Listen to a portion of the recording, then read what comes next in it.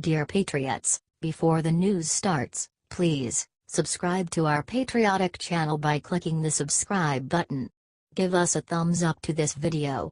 Don't forget to leave your opinion below in the comments section. Share the news on Facebook and Twitter so you friends see it. Thank you.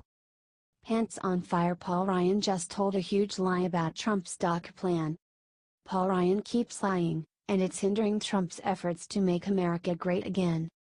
Earlier this week, Ryan stabbed Trump in the back by supporting DACA just days before Trump planned to end the program. When asked about Trump's impending decision, Ryan told WLCO Janesville, "I actually don't think he should do that." But Trump obviously doesn't care what Ryan has to say. A few days later, he made the end of DACA official. Now Ryan has conveniently changed his mind.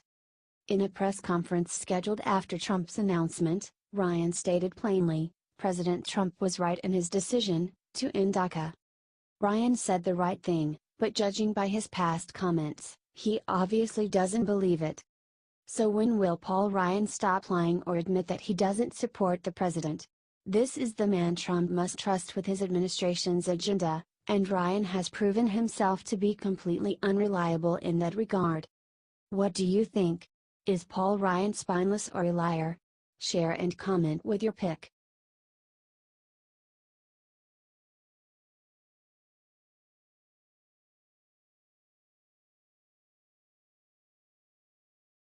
Nancy Pelosi just flipped sides to support Trump. Look what she said. Something weird is happening in Washington, D.C. Earlier this week, Donald Trump agreed with Chuck Schumer's plan to attach a debt ceiling increase to a Hurricane Harvey relief bill. Now Trump is getting compliments from Nancy Pelosi. Yes, the same Nancy Pelosi who just last month said that Trump really believes in the abhorrent evil of white supremacy is suddenly singing his praises. The abrupt about-face comes as a result of Trump's decision to end DACA, another issue Democrats have used to attack the president. And while the House Minority Leader has criticized Trump's decision, she also issued this statement in support of his latest tweet. Weird, right? But don't get too excited. Pelosi isn't boarding the Trump train anytime soon. As of this writing, this is still the tweet pinned to the top of her page. Now that's the Nancy Pelosi we all know and loathe, a liberal name-calling propaganda machine. She's just trying to woo the president into supporting her party's liberal immigration agenda. But Trump probably won't forget her history of attacks. He rarely does. Why do you think Nancy Pelosi is cozying up to Trump? Comment and share if you think that she has finally lost her mind.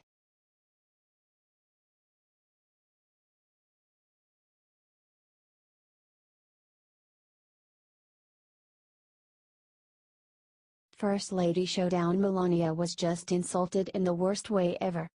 Y'all, I'm a little bit tired of our First Lady constantly getting picked on by the press. If it's not one thing, it's another, and this time Vanity Fair really took home the cake, reports Fox News. Vanity Fair released its annual International Best Dressed list, a compilation of dozens of high-profile, well-dressed people. Now get this: Melania Trump, known for her excellent taste and flattering apparel both at home and abroad, didn't make the cut. This wouldn't seem like such a big deal if the likes of Michelle and Barack Obama, Canadian Prime Minister Justin Trudeau, and French President Emmanuel Macron and his wife Brigitte, weren't also all on the list. Melania has managed to represent us with grace, class, and great taste all over the world and here at home. It's just too bad the mainstream media continues to snub the president and First Lady. Oh well. Check out some of Melania's awesome looks just from the inauguration. Do you think Melania is really the best dressed? Share it out so she can see it herself, Patriots. HT Fox News.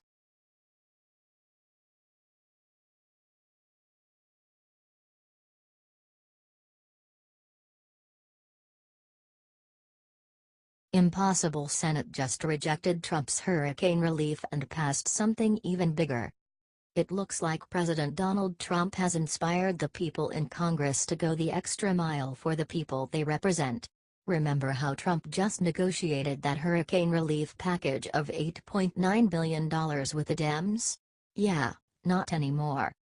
Don't get me wrong, the hurricane relief package with no political games attached that Trump got us was passed. However, the Senate changed the amount to $15 billion. The measure passed 80 to 17. Not only that, but Trump managed to get every Democrat and most Republicans to vote with him on it.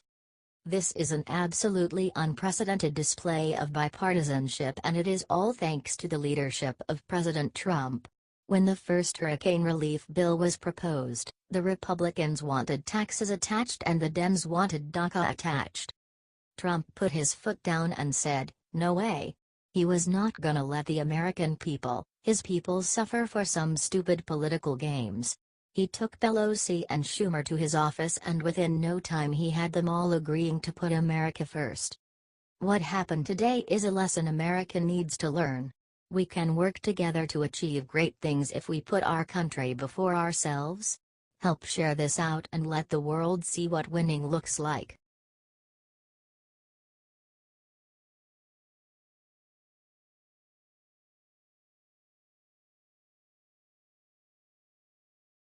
It's over. Paul Ryan's days are numbered. Look what shocking report came out about him. Paul Ryan's days are numbered. According to Washington Post, several influential House conservatives are plotting to get rid of House Speaker Paul Ryan. Newt Gingrich or Rick Santorum are being talked about as potential replacements for Ryan. The Constitution doesn't technically require the Speaker of the House to be an elected part of the body.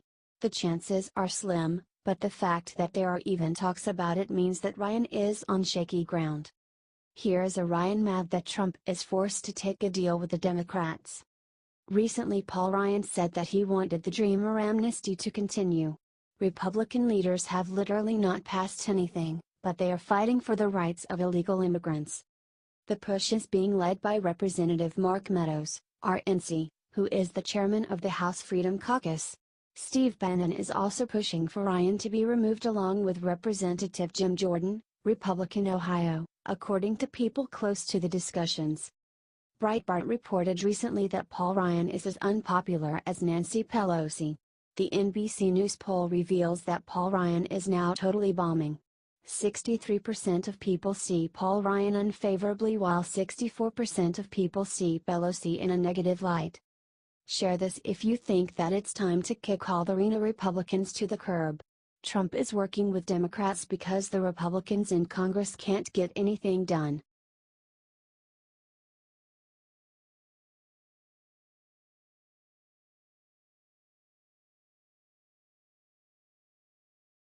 Lindsey Graham just grew a pair and gave Comey the worst news of his life. Senator Lindsey Graham, RSC, has been a bit of a thorn in Trump's side this year, occasionally criticizing the president to the press. But occasionally Graham pulls through and sticks up for President Trump in surprising ways.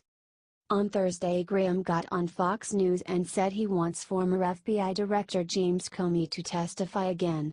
Graham is a senior member of the Senate Judiciary Committee, which is chaired by Senator Chuck Grassley, RIA. Both senators wrote a letter to current FBI head Christopher Wray last week excoriating Comey for allegedly writing his statement clearing Hillary Clinton of charges in her email investigation before 17 key interviews including Clinton herself were conducted.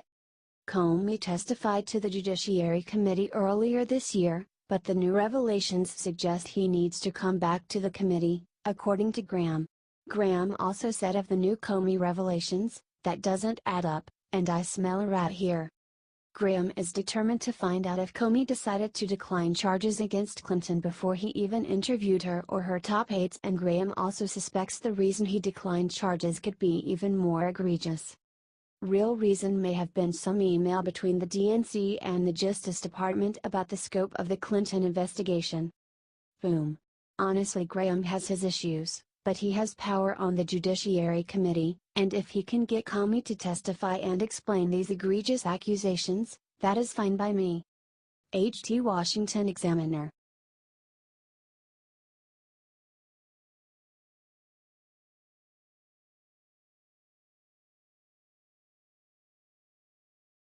Trump Jr.'s secret meeting with the Senate just leaked and it's going to change everything. On Thursday, Donald Trump Jr. tweeted a statement following his 5-plus-hour meeting with the Senate Judiciary Committee. "I met with the Senate Judiciary Committee today. I am thankful for their professionalism and courtesy," tweeted Trump Jr. Details from the meeting have leaked already. According to the New York Times, Trump Jr. took the Russia meeting because he doubted Hillary Clinton's fitness for office. Here is what the statement said via the New York Times. "To the extent they had information concerning the fitness, character or qualifications of a presidential candidate, I believe that I should at least hear them out," he said. "Depending on what, if any, information they had, I could then consult with counsel to make an informed decision as to whether to give it further consideration." Trump Jr. left Capitol Hill and did not speak with reporters at all. It's disgusting that the New York Times leaked the transcript, but let's show some support for Trump Jr. Share this if you support Trump Jr. and think that the entire Russia scandal is total BS. Let's make this go viral so that he sees it and sees all the people on his side.